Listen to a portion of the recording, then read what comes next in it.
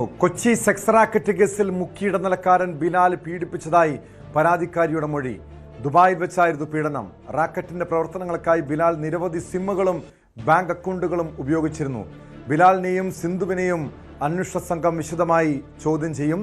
വിവരങ്ങളുമായി ഡാനി ഇപ്പോൾ ചേരുന്നു കൊച്ചിയിൽ നിന്ന്. ഡാനി, ബിലാലിൻ്റെ ഇടപാടുകൾ, ഈ സെക്സ് റാക്കറ്റ് ഇടപാടുകൾ മാത്രമല്ല, ഇയാൾ ഈ യുവതികളെ പീഡിപ്പിച്ചിട്ടുണ്ട് എന്ന വിവരമുണ്ട്, മൊഴിയുണ്ട്.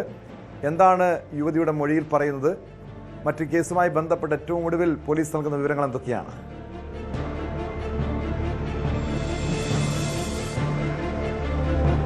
ഈ കേസിൽ കഴിഞ്ഞ ദിവസമാണ് ബിലാലിൻ്റെ അറസ്റ്റ് രേഖപ്പെടുത്തുകയും കോടതിയിൽ ഹാജരാക്കുകയും തുടർന്ന് ഇപ്പോൾ റിമാൻഡിലുമാണ്. പക്ഷേ അതിനു മുൻപ് ഇയാളെ വിശദമായിട്ട് ചോദ്യം ചെയ്തിരുന്നു. അതോടൊപ്പം തന്നെയാണ് ഈ പരാതിക്കാരിയുടെ മൊഴിയിൽ വളരെ വിശദമായി ബിലാലിനെ കുറിച്ച് പറയുന്നുണ്ട്. ശ്രീകുമാർ എന്ന ബിലാൽ ഈ സംഘത്തിലെ ഏറ്റവും പ്രധാനപ്പെട്ട ഒരാളാണ്. അയാളും സ്റ്റോയിസ് എന്ന സിന്ധുവും ചേർന്നാണ് കൂടുതൽ കാര്യങ്ങൾ ആസൂത്രണം ചെയ്തിരുന്നത്. അതുകൊണ്ട് ഇവർ വലിയ ഇടപെടലുകൾ നടത്തിയിരുന്നു. ഇവരിൽ നിന്ന് വലിയ പീഡനങ്ങൾ ഇവർ കേൾക്കേണ്ടി വന്നിട്ടുണ്ട്. ഈ ശാരീരിക പീഡനങ്ങൾക്ക് ഒപ്പം തന്നെയാണ് ഇപ്പോൾ ഇവരെ ലൈംഗികമായി പീഡിപ്പിച്ചിട്ടുണ്ട് എന്ന പരാതി കൂടി ഈ പരാതിക്കാരുടെ ഭാഗത്തുനിന്ന് ഉയരുന്നത്.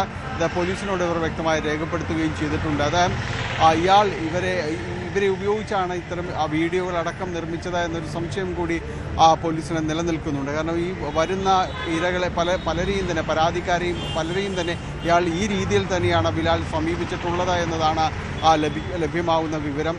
മാത്രവുമല്ല, ഇവരുടെ ഈ സംഘത്തിൻ്റെ ഒരു സാമ്പത്തികമായ കാര്യങ്ങളെല്ലാം പലപ്പോഴും സിന്ധുവും ബിലാലും ചേർന്നാണ് നിയന്ത്രിച്ചിരുന്നത്. പല ബാങ്ക് അക്കൗണ്ടുകളും അതോടൊപ്പം തന്നെ ഈ പലർക്കും ഫണ്ട് നൽകുന്നത് അടക്കമുള്ള കാര്യങ്ങൾ ഇവർ ചേർന്നാണ് തീരുമാനമെടുത്തിരുന്നത്. ആ രീതിയിൽ തന്നെയാണ് ഇതിൽ വലിയ ഇടപെടൽ നടന്ന ഗുണ്ടാ സംഘങ്ങൾ അടക്കം ഇതിൽ ഉൾപ്പെട്ടിട്ടുണ്ട് എന്ന സംശയവും അവരുമായിട്ട് പണ ഇടപാടുകൾ നടത്തിയിട്ടുള്ള കാര്യമെല്ലാം വ്യക്തമാകുന്നത് ഇത്തരം പരിശോധനയിലൂടെയാണ് വ്യക്തമാകുന്നത്. ഏതായാലും ബിലാൽ വലിയ രീതിയിൽ ഈ സംഘത്തിൽ ഉൾപ്പെട്ടിരുന്നു. അത് ഇവിടെ നിന്നുള്ള യുവതികളെ റിക്രൂട്ട് ചെയ്യുന്നത് മുതൽ അവിടെ എത്തിക്കുന്നതും അതോടൊപ്പം തന്നെ അവരെ അവിടെ നിയന്ത്രിക്കുന്നതും അടക്കമുള്ള കാര്യങ്ങളിൽ ഇയാളുടെ പങ്ക് വലുതായിരുന്നു. ഒപ്പം നാട്ടിലുള്ളവരെ ഭീഷണിപ്പെടുത്തുന്നതിനടക്കം ഇവർ വീഡിയോകളും മറ്റും അയച്ചു കൊടുക്കുകയും വീട്ടുകാരെ അടക്കം ഭീഷണിപ്പെടുത്തുന്നതിനുമെല്ലാം തന്നെ ബിലാൽ തന്നെയാണ് മുന്നിട്ട് നിന്നിരുന്നത് എന്നതെല്ലാമാണ് ഇപ്പോൾ പോലീസിൻ്റെ ഒരു അന്വേഷണത്തിൽ വെളിവാകുന്നത്. ഈ കേസുമായി ബന്ധപ്പെട്ടുകൊണ്ട് പിടികൂടാനുള്ള 2 പേർ കൂടിയുണ്ട്. 2 പേർ സ്ത്രീകളുമാണ്. കൂടുതലും ഈ കേസിൽ സ്ത്രീകളാണ് ഉൾപ്പെട്ടിട്ടുള്ളത് എന്നത് തന്നെയാണ് ഇതിൻ്റെ ഒരു പ്രത്യേകത. ഇനി പിടികൂടാനുള്ള ദുബായിലുള്ള ഷംനയും അതോടൊപ്പം തന്നെ റഹ്മത്തിനെയും ഇവർ 2 പേരെയും നാട്ടിലേക്ക് എത്തിക്കുവാനുള്ള ശ്രമങ്ങൾ തുടരുകയാണ്. അതോടൊപ്പം തന്നെ പരാതിക്കാരിയിൽ ഒരാൾ കൃത്യമായ വിവരങ്ങൾ, ഈ ബാങ്ക് ഇടപാടുകളും സംബന്ധിയായ കാര്യങ്ങൾ, ഇവരുടെ ഇടപാടുകളുടെ കുറച്ചുകൂടി വിവരങ്ങൾ അന്വേഷണ സംഘത്തിന് കൈമാറിയിട്ടുണ്ട് എന്നാണ് ലഭ്യമാകുന്ന വിവരം. ഒപ്പം ഈ അറസ്റ്റിലായ യുവതികളിൽ ഒരാൾ പോലീസിനോട് ഒരു മാപ്പുസാക്ഷി എന്ന രീതിയിലേക്ക് മാറാനുള്ള സാഹചര്യങ്ങൾ കൂടി വരുന്നുണ്ട്. കുറേ കൂടി കാര്യങ്ങൾ അവർ വെളിപ്പെടുത്തുന്നുണ്ട്. അവർക്ക് ഇതുമായി ബന്ധപ്പെട്ടുകൊണ്ട് വലിയ രീതിയിലുള്ള ഒരു ഇടപെടലില്ല എന്നതാണ് അവർ പറയുന്നത്. അതുകൊണ്ട് തന്നെ തനിക്ക് ലഭ്യമാവുന്ന വിവരങ്ങൾ അത്രയും അന്വേഷണ സംഘത്തിന് കൈമാറാൻ തയ്യാറാണ് എന്ന രീതിയിലും അവർ അന്വേഷണ സംഘത്തോട് പറഞ്ഞിട്ടുണ്ട്. ഏതായാലും ഈ കേസിൽ ഇനി അവശേഷിക്കുന്നത് ഇവർക്ക് വേണ്ടിയുള്ള പ്രതികൾക്ക് വേണ്ടിയുള്ള, അറസ്റ്റായ പ്രതികൾക്ക് വേണ്ടിയുള്ള കസ്റ്റഡി അപേക്ഷ നൽകലാണ്. ഇവർ 4 പേരെയും പോലീസ് ചോദ്യം ചെയ്യാനായിട്ട് ഒരുങ്ങുകയാണ്. അതിലൂടെയാണ് ഇനിയുള്ള കൂടുതൽ വിവരങ്ങൾ ലഭ്യമാവുകയുള്ളൂ. ഈ സംഘത്തിന് പുറത്ത് മറ്റാരെങ്കിലും ഉണ്ട്? കാരണം ഈ വിദേശത്ത് കൊണ്ടുപോയി ആ സ്ത്രീകളെ ഈ രീതിയിൽ പീഡിപ്പിക്കുക, മറ്റ് സംഘങ്ങൾക്ക് കൈമാറുക എന്നതെല്ലാം തന്നെ ഇവിടെ നിന്നോ അല്ലെങ്കിൽ അവിടെ പരിമിതമായ ഒരു അറിവോ സാഹചര്യത്തിൽ നിന്നോ ചെയ്യാൻ കഴിയുന്ന കാര്യങ്ങളല്ല. അതുകൊണ്ട് അവർക്ക് അവിടെ സഹായങ്ങൾ ചെയ്തു കൊടുക്കുക, ഒത്താശ ചെയ്തു കൊടുക്കുന്ന മറ്റാളുകളുമുണ്ട്. അല്ലെങ്കിൽ ഈ രീതിയിൽ പ്രവർത്തിക്കുന്ന മറ്റ് സംഘങ്ങളുമായിട്ട് ഇവർക്ക് ബന്ധമുണ്ട് എന്നതെല്ലാം ഒരു പോലീസിൻ്റെ നിഗമനത്തിലേക്ക് വരുന്നുണ്ട്. ഏതായാലും ഈ 4 പേരെയും ചോദ്യം ചെയ്യുന്നതിലൂടെ മാത്രമേ അതിലേക്ക് കൂടുതൽ കടന്നു പോകാനായിട്ട് സാധിക്കുകയുള്ളൂ. വൈകാതെ ഇവർക്ക് വേണ്ടിയുള്ള കസ്റ്റഡി അപേക്ഷയും പോലീസ് നൽകും. ഡാനി, അതിനിടെ ഈ 2 പേർ, ഡാനി നേരത്തെ സൂചിപ്പിച്ചതുപോലെ 2 പേർ ഇപ്പോഴും ദുബായിലാണ്. അവരെ പിടികൂടാനുണ്ട്. അവരെ നാട്ടിലെത്തിക്കാനുള്ള നടപടികളുണ്ടോ? അതിനിടെ ഈ 2 പേരിൽ ഒരാൾ അറസ്റ്റിലാകുമെന്ന് ഉറപ്പായതോടെ ഉറക്ക ഗുളിക കഴിച്ച് ആത്മഹത്യക്ക് ശ്രമിച്ചു എന്ന ചില സൂചനകൾ പുറത്തു വരുന്നുണ്ടല്ലോ. അങ്ങനെയെങ്കിൽ അവരെ ഇനി എത്തിക്കാനുള്ള നടപടികൾ കൂടുതൽ വൈകുമോ? മാത്രമല്ല, ഈ പോലീസിൻ്റെ അന്വേഷണത്തിൽ ഈ മലയാളി യുവതികളെ മാത്രമല്ല ഈ റാക്കറ്റ് ദുബായിലേക്ക് കടത്തിക്കൊണ്ടുവന്ന് പെൺവാണിഭ റാക്കറ്റിന് വിറ്റത് മറ്റ് സംസ്ഥാനങ്ങളിലെയും അയൽ രാജ്യങ്ങളിലെയുമൊക്കെ യുവതികളെയും പെൺകുട്ടികളെയും ഇങ്ങനെ ഈ കെണിയിൽപ്പെടുത്തിയിട്ടുണ്ട്, ലൈംഗിക പീഡനത്തിന് ഇരകളാക്കിയിട്ടുണ്ട് എന്ന ചില സൂചനകളുണ്ടല്ലോ. ഇതും ഈ കേരള പോലീസിൻ്റെ അന്വേഷണ പരിധിയിലുണ്ടോ?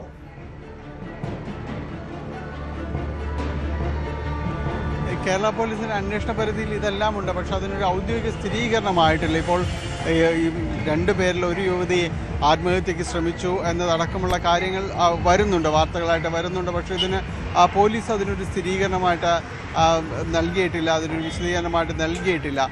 പക്ഷേ മറ്റ് മലയാളികളല്ലാത്ത മറ്റു പലരെയും ഈ സംഘം ഇതിലൂടെ ഈ ഓൺലൈൻ ക്യാമ്പയിനിലൂടെയും മറ്റും ആകർഷിച്ചിട്ടുണ്ട്, പലരെയും തന്നെ വിദേശത്തേക്ക് കൊണ്ടുപോയിട്ടുണ്ട് എന്നുള്ള വിവരങ്ങൾ പോലീസ് സ്ഥിരീകരിക്കുന്നുണ്ട്. പക്ഷേ അവരാരും തന്നെ ഈ ഒരു പരാതിയുമായിട്ട് മുന്നോട്ട് വരുന്നതിനോ അല്ലെങ്കിൽ ഇപ്പോൾ വന്നിരിക്കുന്ന ഈ പരാതിക്കൊപ്പം നിൽക്കുന്നതിനോ തയ്യാറായിട്ടില്ല എന്നതാണ് പോലീസ് പറയുന്നത്. അതിന് കുറച്ചുകൂടി സാവകാശം ലഭ്യമാകുമ്പോൾ കൂടുതൽ പരാതിക്കാരുണ്ടാകുമെന്നൊരു പ്രതീക്ഷയാണ് പോലീസ് പറയുന്നത്, അന്വേഷണ സംഘം പറയുന്നത്.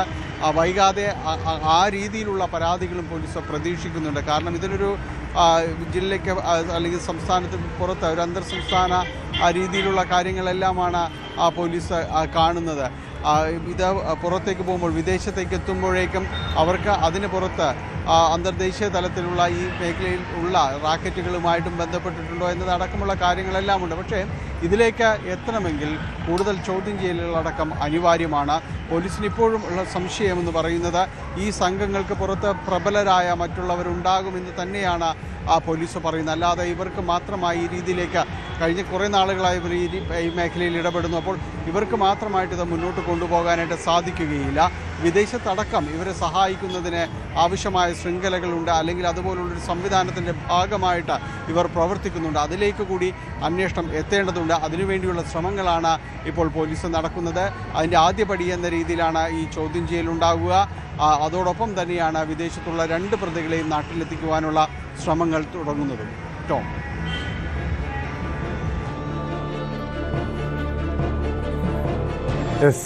വ്യക്തമാണ്. ഡാനി പോളാണ് കൊച്ചിയിൽ നിന്നും വിവരങ്ങൾ നൽകിയത്. എന്തായാലും ദുബായിലേക്ക് യുവതികളെ കടത്തി സെക്സ് റാക്കറ്റിന് കാഴ്ചവെച്ച കേസിൽ ചില നിർണായകമായിട്ടുള്ള വിവരങ്ങൾ പോലീസിന് ലഭ്യമാകുന്നുണ്ട്. ഈ കേസിലെ മുഖ്യാസൂത്രകനായ ബിലാലും യുവതികളെ പീഡിപ്പിച്ചു. അതുമായി ബന്ധപ്പെട്ട ഒരു മൊഴി കൂടി പോലീസിന് ലഭിച്ചിട്ടുണ്ട്. മറ്റ് പ്രതികളെയും നാട്ടിലെത്തിക്കാനുള്ള നീക്കങ്ങൾ ഊർജിതമാക്കിയിട്ടുണ്ട്. അതിനിടെ ഒരു യുവതി, അതായത് പ്രതികളിൽ ഒരാളായ ഒരു യുവതി ദുബായിൽ ഉറക്ക ഗുളിക കഴിച്ച് ആത്മഹത്യക്ക് ശ്രമിച്ചു എന്ന ചില വിവരങ്ങളും ചില സൂചനകളും പുറത്തു വന്നിട്ടുണ്ട്. എന്തായാലും അവരെ നാട്ടിലെത്തിക്കാനുള്ള നീക്കങ്ങളും പോലീസ് ഊർജിതമാക്കിയിരിക്കുകയാണ്.